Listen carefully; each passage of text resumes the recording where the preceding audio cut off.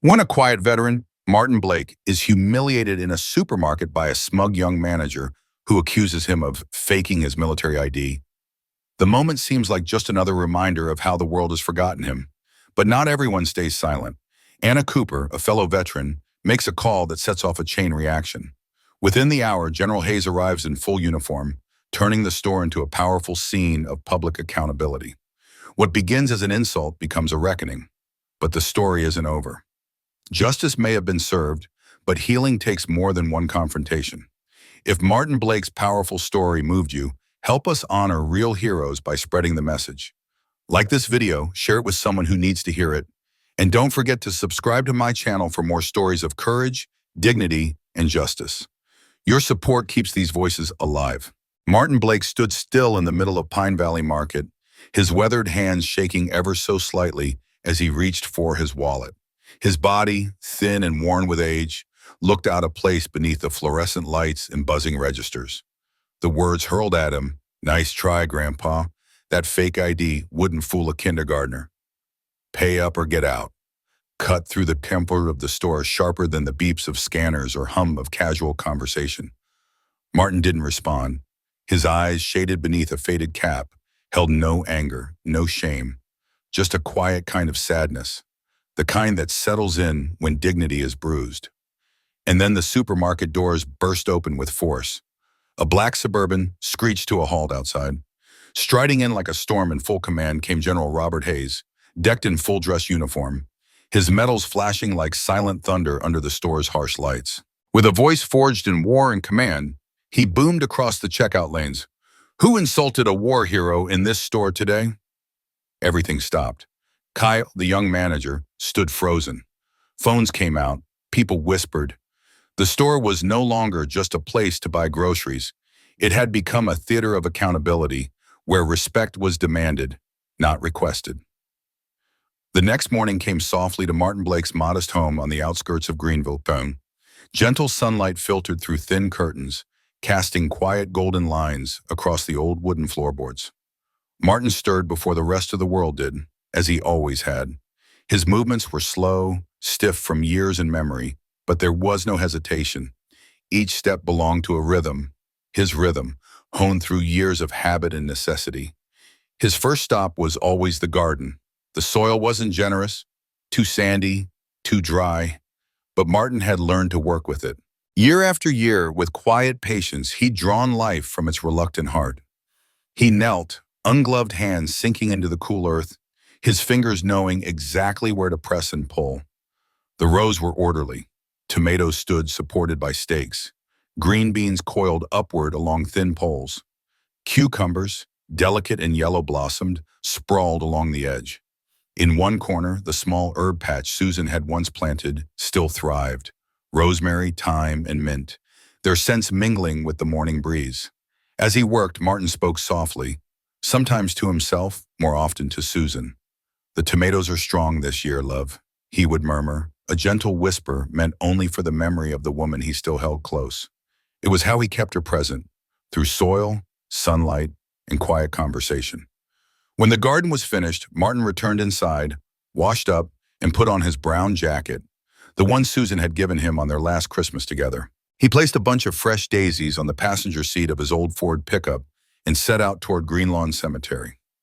The truck rattled along the pothole-lined streets, its aging engine grumbling under the hum of a slowly waking town. At the cemetery, he parked beneath the grand oak that had long watched over Susan's grave. He stepped out and knelt, placing the daisies carefully against the stone. Time had softened the carved letters of her name, but Martin traced them anyway, brushing away fallen leaves with a tender reverence. He spoke to her, voice low and steady. He told her about the tomatoes, about the neighbor's new dog digging under the fence, about how the mornings felt colder this year. The wind carried his words, and he let it. There was a comfort in that, knowing the wind knew where to take them. Later that afternoon, as he did every Thursday, Martin drove to the VA hospital downtown. He volunteered in the small reading room, where he read aloud to younger veterans, though in truth some didn't look so young anymore. Still, most were now decades behind him in age, but many bore the same invisible wounds. The room smelled faintly of antiseptic and old pages. Martin's voice filled the space, steady and warm, reading from dog-eared paperbacks. Westerns, thrillers, tales of bravery and quiet sacrifice. The veterans listened silently, some with eyes closed, others nodding faintly, each drawn in by the calm cadence of his voice. Martin never spoke about his own service. He didn't need to. They saw it in the way he carried himself, in the way he paused between lines, in the gravity behind his words. And in those silences, when the pages rested and the air grew still, the past returned. He saw himself again, just 24, in the thick green jungle of Vietnam. The heat clung to his skin.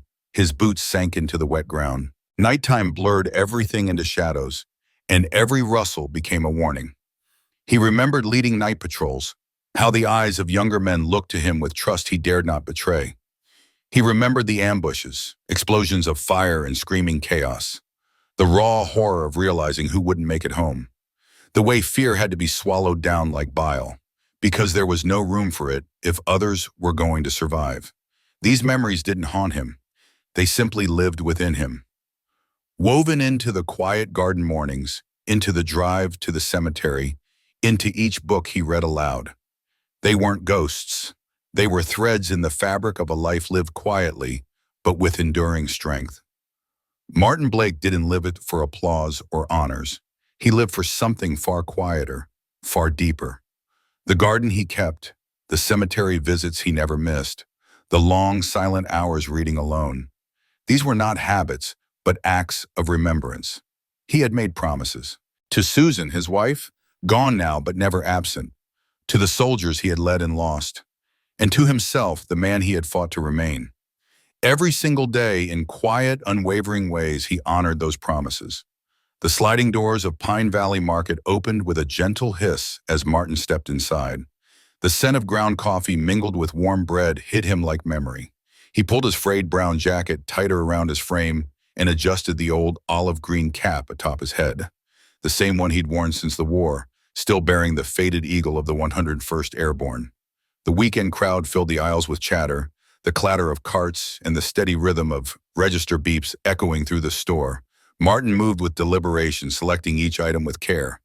A modest bag of potatoes, a small pack of chicken thighs, a carton of eggs, and a loaf of bread. Just the basics. He examined each price tag, calculating the cost down to the last cent. His pension was enough, barely. But he made it work. Always had. When he reached the checkout, his basket was light. Lane 5 looked the least crowded. At the register stood Emily Rivera, a girl barely 19, her dark hair pulled back into a messy ponytail. She chewed gum nervously, her eyes flicking between Martin and the lengthening line behind him. "Good afternoon, sir," she said, forcing a smile that didn't quite reach her eyes. Martin nodded politely, placing his items carefully onto the conveyor belt. As Emily scanned each item, the total blinked to life on the small screen. $28.63. Martin pulled out his weathered wallet, its leather softened by time, and drew out his veteran ID, edges curled, the ink slightly faded from years of handling.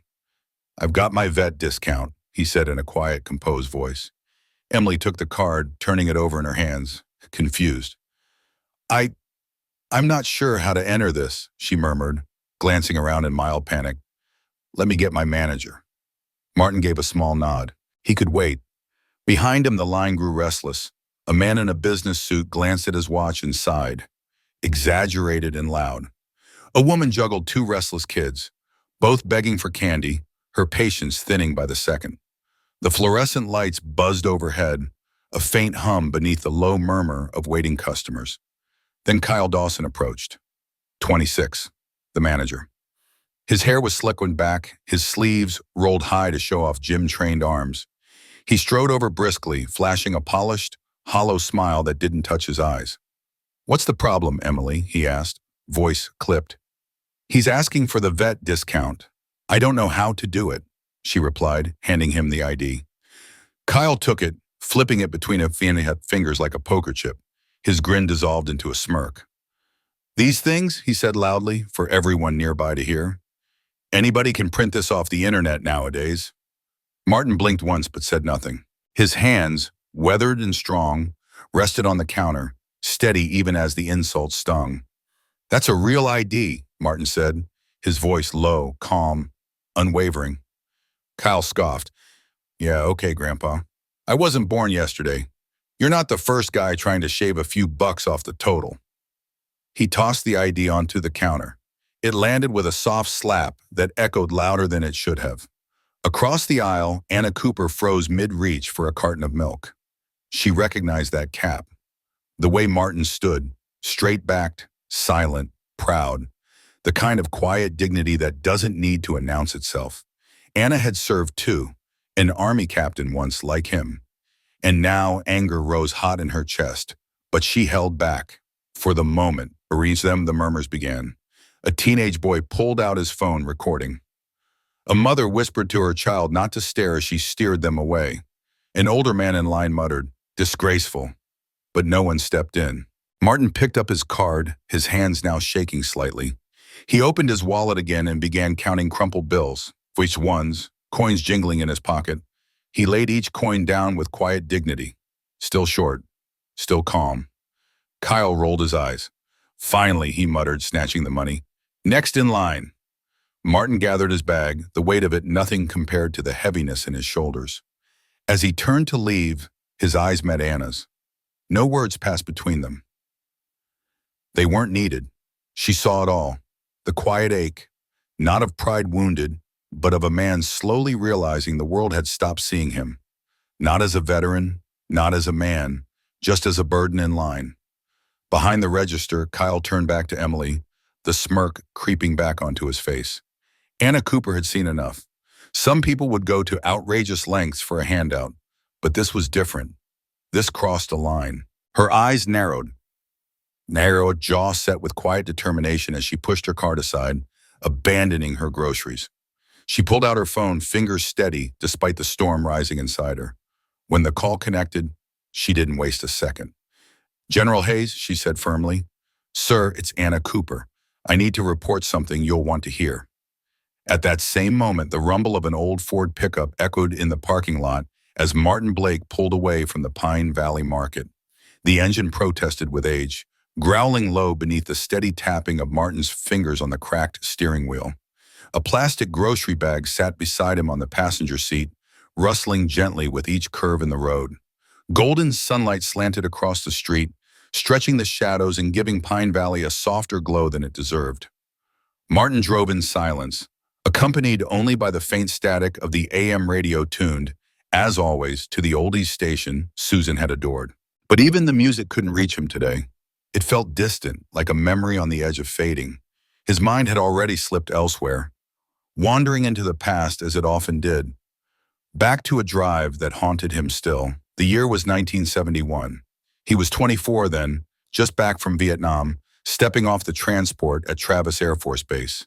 He remembered the jarring shift from the suffocating heat of the jungle to the dry California sun. It had felt foreign, unnatural. But even more vivid were the faces that had greeted him.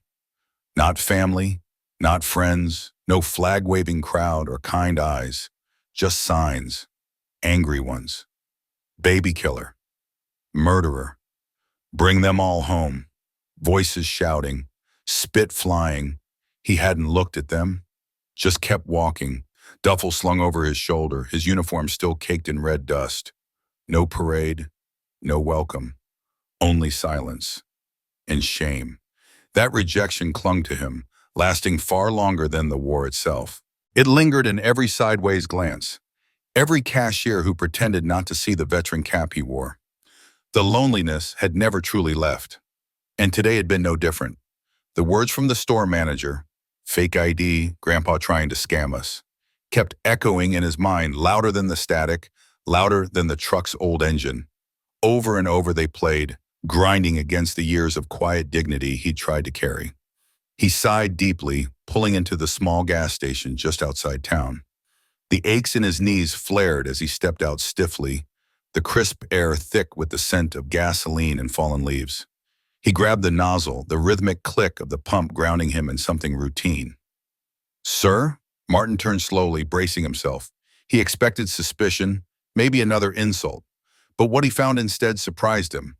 A teenager, no older than 19, wearing a grease-streaked mechanic's uniform. Evan was stitched above the pocket. The kid's hair was unkempt, his hands stained with oil. He stood uncertainly, shifting on his feet, unsure whether to speak. "I saw the sticker on your truck," Evan said finally, nodding toward the weathered 101st Airborne decal on the rear window. "You served, didn't you?" Martin gave a cautious nod. "A long time ago." Evan hesitated, then straightened his shoulders like the words needed effort.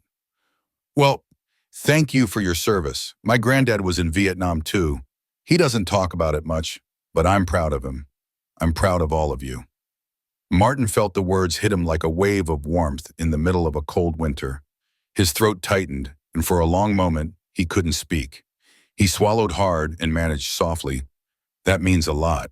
Thank you." Evan gave a shy smile, nodded once, and turned back toward the service bay, leaving Martin standing by the pump, stunned. But in the quiet that followed, something shifted. The weight he'd carried from the market, hell, from decades ago, lightened just a bit. Maybe the world was different now. Maybe not everyone looked past the man beneath the old cap. Martin finished filling the tank and slid back into the driver's seat. As he glanced into the rearview mirror, his eyes landed on that same decal Evan had noticed. The eagle still flew, wings spread wide, faded but unyielding, and for the first time that day, Martin smiled, just slightly. What had happened at the store still hurt, but now it was dulled, by the simple, genuine kindness of a stranger who had seen him, not just the years on his face. Back at Pine Valley Market, Anna Cooper stood by the automatic doors, her cart still sitting forgotten. Her mind was focused, her resolve unshaken. She had made the call. Now it was time to act. The small plastic basket swung gently from Anna's wrist as she stood still, her eyes following Martin's old pickup truck through the glass. It rumbled out of the Pine Valley Market parking lot and disappeared down the fading stretch of road. The last rays of sunlight caught on the battered 101st Airborne decal clinging to his back window. Its edges worn, but its meaning still sharp. Her heart pounded in her chest, not with anger, but with that unmistakable churn in her gut that whispered, "Something about this isn't right." The encounter played back in her mind like a bitter film reel. The store manager's dismissive tone, Martin's quiet, restrained dignity, the awkward silence that cloaked the store after the accusation landed. That moment hung in the air like thick smoke, unspoken, undeniable. She saw Martin in her memory, standing there, not making a scene, just absorbing the insult. His shoulders bowed slightly under the weight of time and war, still managed to hold some proud line. His chin never dipped. He didn't need to raise his voice to show who he was. Anna clenched her jaw. She stared down at her phone, thumb hovering above the screen, paralyzed between impulse and doubt. Am I making this bigger than it is, she wondered. It had been just one moment. Maybe Martin didn't want any attention. Maybe what he truly wanted was the kind of quiet that doesn't need to be defended. Maybe I should just let it go. But she couldn't. That look in Martin's eyes, deep sorrow wrapped in disappointment, was etched too clearly in her memory. She'd seen it before, not just in the eyes of other veterans, but in her own reflection on sleepless nights. That ache of invisibility, the painful irony of being forgotten by the very people you once fought to protect. Her thoughts flicked backward like a snapped rubber band, dragging her to a Memorial Day years ago at the town's modest Veterans Park. She'd been asked to speak as the honored guest, wearing her uniform for the final time before retirement. After the speeches and handshakes, when the crowd had trickled away, Anna had stayed behind to stack folding chairs and collect scattered flags. That was when she first saw Martin Blake, sitting alone on a bench beneath the memorial wall, his cap folded in his lap. She recognized the 101st insignia immediately and approached. Their conversation was short, soft. A few words exchanged about service, about loss, about those they'd each left behind. No grand speeches, no elaborate war stories. Just two soldiers, quietly honoring what they knew would never truly be understood by outsiders. That memory anchored her now. She unlocked her phone and scrolled through her contacts. Her finger stopped at a name that instantly carried weight. General Robert Hayes, retired 4-star, her old commanding officer. A man whose sense of duty never rusted with age. A man who still mattered, both in this town and in places far beyond. She hesitated. Is this really his problem? Am I dragging him into something petty? Her gut said no. This wasn't small, and Martin Blake wasn't just anyone.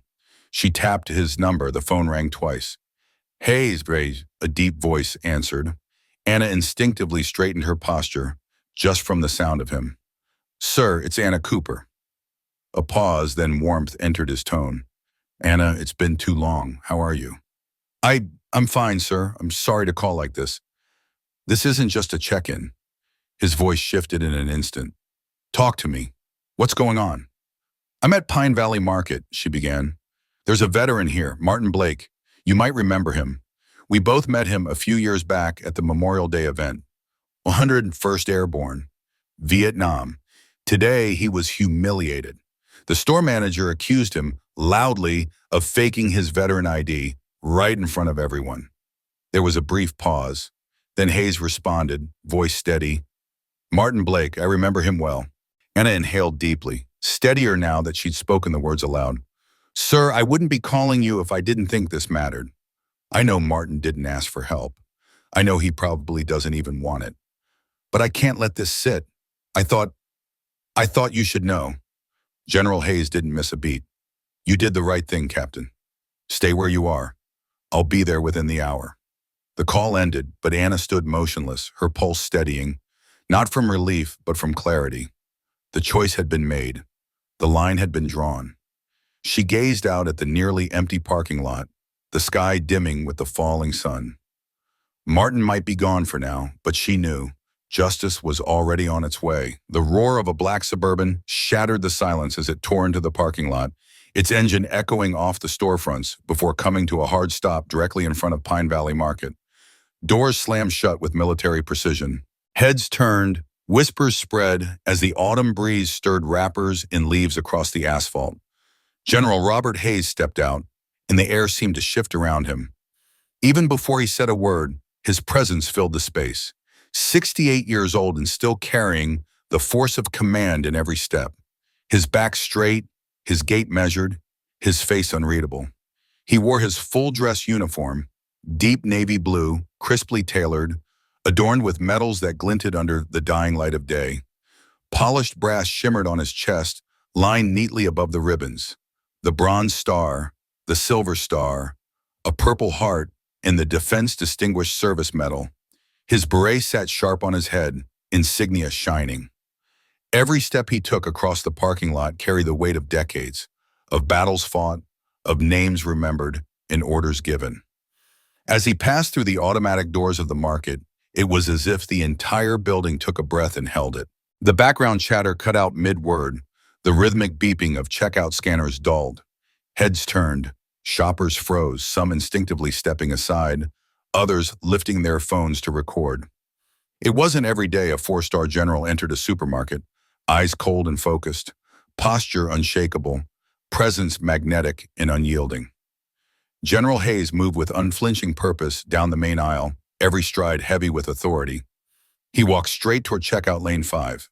There, Kyle Dawson was still mid-story, laughing too loudly as he entertained 2 store employees. And then the guy tried to pay in coins. Like, seriously, what a cheap old...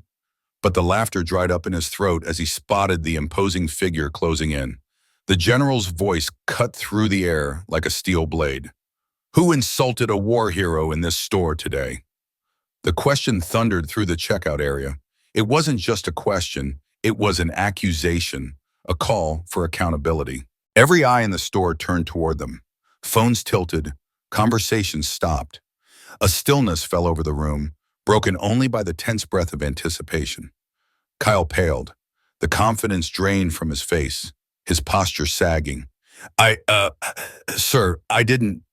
Hayes stopped just one step short of the counter, towering above the young man.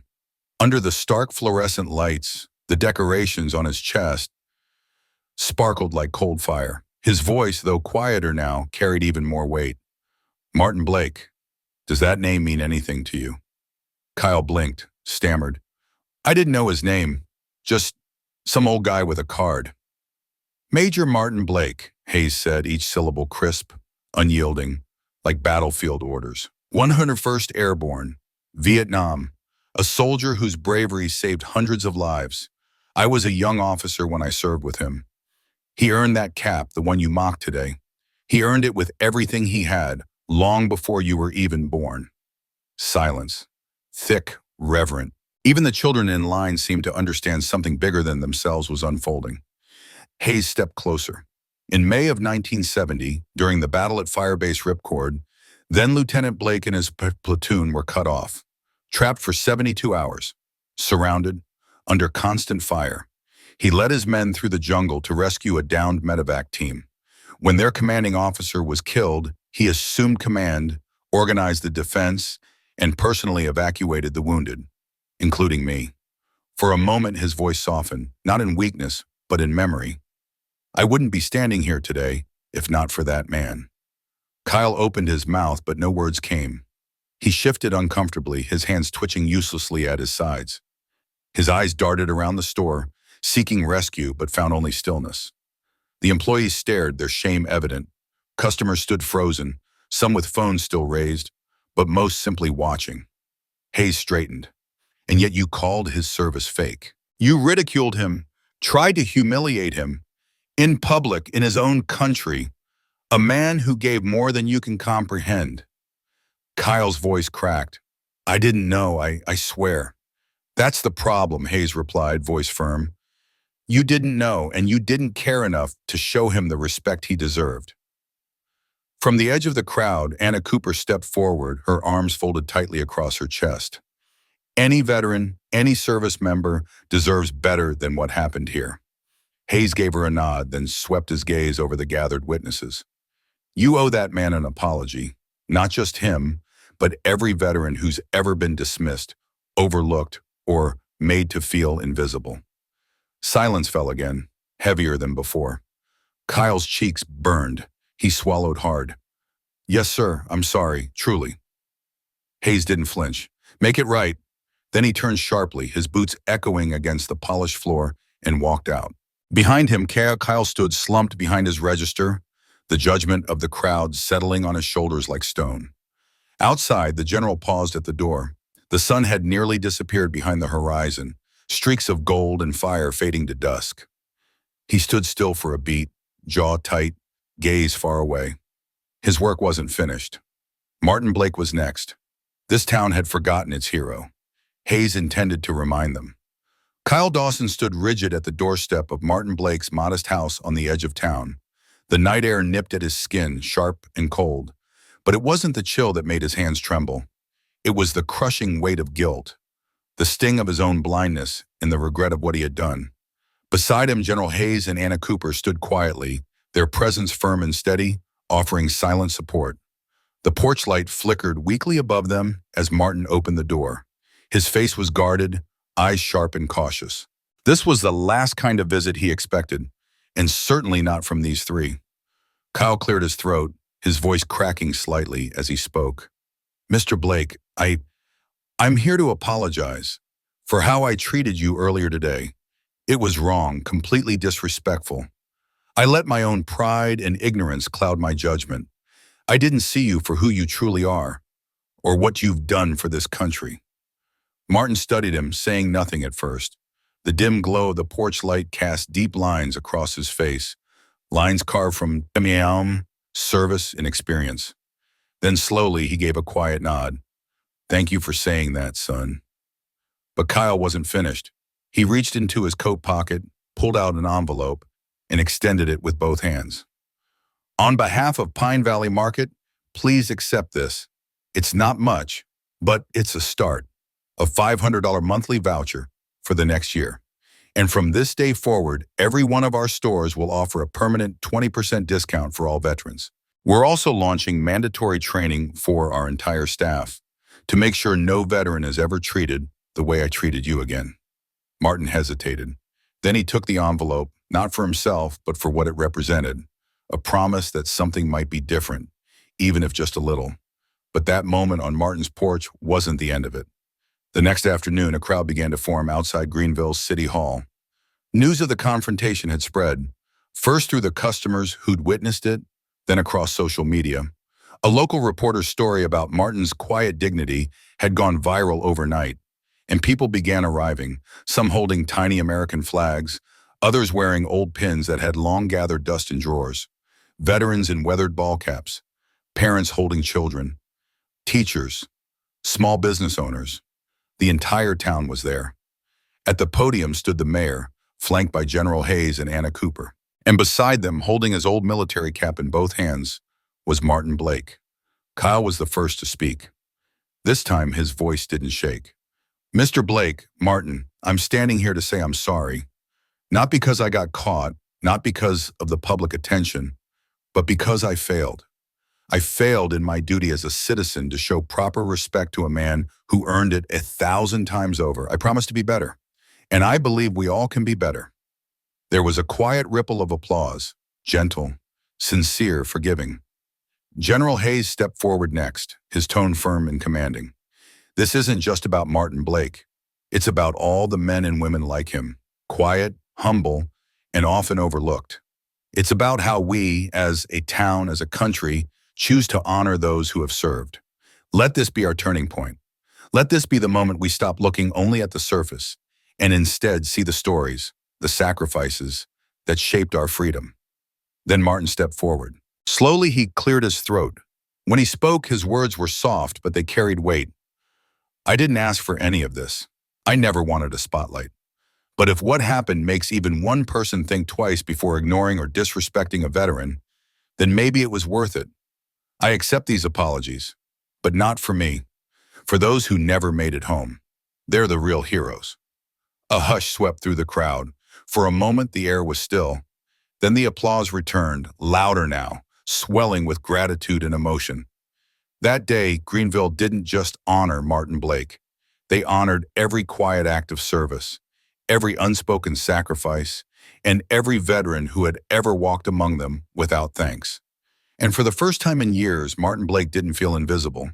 He wasn't just the old man in the faded cap anymore. He stood as a symbol of dignity, of service, of quiet strength that refuses to fade. Later that day, under the golden warmth of the afternoon sun, the front lawn of Greenville City Hall was filled with rows of folding chairs, their metal legs sunk slightly into the grass. Children waved tiny flags, and parents pinned miniature medals to their jackets. At the front, beneath a banner that read, "Honoring Major Martin Blake, a hometown hero," the town gathered, not just to recognize a man, but to make a promise to remember. He stood there feeling a little out of place in the spotlight, unused to so much attention. That morning, he'd carefully polished his boots, the very same pair he had worn to Susan's funeral, and buttoned a freshly laundered shirt beneath his old, worn brown jacket. His cap, though faded from years of wear, still bore the emblem of the 101st Airborne Division, a screaming eagle, proud and unbending, just like the man beneath it. The mayor stepped forward to open the ceremony. His voice carried over the faint hum of passing traffic and the soft rustle of autumn leaves in the trees. He spoke about duty and community, about how towns sometimes need to be reminded that true heroes walk quietly among them, unnoticed, uncelebrated, but no less noble for it. Then General Hayes approached the podium. His tone was calm and deliberate, but beneath it pulsed the deep current of emotion. "Martin Blake represents the very best of us," he said. "He served with honor overseas, and he has lived with equal honor here at home. Not for medals, not for praise, but because that's simply who he is." The general spoke of Vietnam, of the firefights at Firebase Ripcord, of the lives Martin had saved under fire, the late-night missions, the wounded he carried to safety. His voice only faltered once, when he recalled how young Lieutenant Blake refused to leave the jungle until every last one of his men was accounted for. When the mayor returned to the microphone, he held out a plaque, a formal symbol of gratitude, in recognition of Major Martin Blake's distinguished service to our country and our community. Then it was Martin's turn to speak. He moved toward the podium slowly, his hands gripping the edges for balance as he faced the crowd. Rows of neighbors, fellow veterans, children, and strangers looked back at him. His voice was calm and even, though quiet. "I didn't expect this," he began. "Truth be told, I didn't want it. I've lived a quiet life, like many of us who came home from war. But if standing here today makes even one person pause to thank a veteran or show kindness to someone they don't know, then I'm glad I came. He paused, his eyes lifting toward the flag rippling in the breeze above the building. This isn't about me. It's about the ones who didn't make it home. The ones who gave everything. Remember them. Teach your children their names. That's how we truly honor them. The audience rose to their feet, not from habit or ceremony, but from a place of genuine respect. As the event came to an end, Martin stepped away from the podium and walked in silence toward the Vietnam Veterans Memorial at the edge of the lawn. He removed his cap and placed it gently at the foot of the monument. Then he stood motionless, the wind tousling his silver hair. For a long, reverent moment, the entire town stood with him. That night, long after the crowd had dispersed and the last echo of applause had vanished, Martin sat alone on his back porch. A half-empty mug of coffee rested between his palms, growing cooler by the minute. Overhead, the stars were brilliant and sharp against the black velvet sky, scattered like the names etched into the wall of the memorial. The crisp air carried the scent of fallen leaves and wood smoke drifting from a nearby chimney. He exhaled slowly, letting the weight of the day settle over him. He hadn't wanted any ceremony. He hadn't asked for speeches or awards, but standing there among veterans, families, children, and strangers who came simply to show respect, it reminded him that dignity and gratitude weren't lost. They just needed space to breathe again. His thoughts drifted to Susan. "You'd be shaking your head at all this fuss," he murmured softly into the stillness. But he knew deep down that she would have been proud, not because his name was spoken at a podium, but because the message of sacrifice and honor had been passed on. Martin never thought of himself as a hero. He saw himself as a man who did what was asked of him, who kept his word. But perhaps, in allowing his story to be shared, he was helping others remember what those values meant and why they mattered. And so, beneath the quiet sky of Greenville, Martin Blake allowed himself a rare, peaceful smile. A smile not born of pride, but of quiet hope, that the kindness shown today might ripple outward, inspiring others in unseen ways. Because gratitude costs nothing, but carries infinite weight. Tomorrow, life would go on. But tonight, just for a moment, time stood still. Martin Blake's story remains a quiet echo of something timeless, that respect and honor aren't just for soldiers or history books. They belong here in the small corners of everyday life, at the grocery store, the gas station, on a neighbor's porch. In a world that moves fast and forgets even faster, sometimes it takes a soft-spoken man like Martin to remind us that the greatest acts often go unnoticed. And yet, they are the ones we need to remember most. An act of kindness, even the smallest gesture, has the power to span generations and quietly mend the scars of the past. What unfolded in Martin's life isn't unique to one town or one moment. It's something that could happen anywhere. That's what makes it so important. In a world moving too fast, sometimes the greatest impact comes when we simply pause, raise our eyes, and truly see the people around us, especially those who once stood on the front lines to protect the freedoms we often take for granted. There are heroes walking among us, not seeking praise, just carrying on with quiet dignity. And unless we stop long enough to recognize them, their sacrifices risk being forgotten. Martin's story reminds us that respect doesn't need grand gestures. Sometimes it's a warm smile, a seat offered, a name remembered. Small things, but to someone like Martin, they mean everything. Now, we'd love to know, have you ever witnessed a quiet act of gratitude shown to a veteran? Or maybe you've seen someone who gave so much be quietly overlooked. Share your story in the comments below.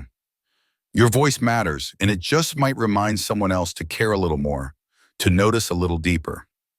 If Martin's story moved you, please show your support. Like this video, subscribe to the channel, and pass it along to someone who believes in honoring service and remembering those who served. Together, we can keep these powerful stories alive and spark a ripple of gratitude in everyday life. Thank you for being here, and a heartfelt thank you to all who have served.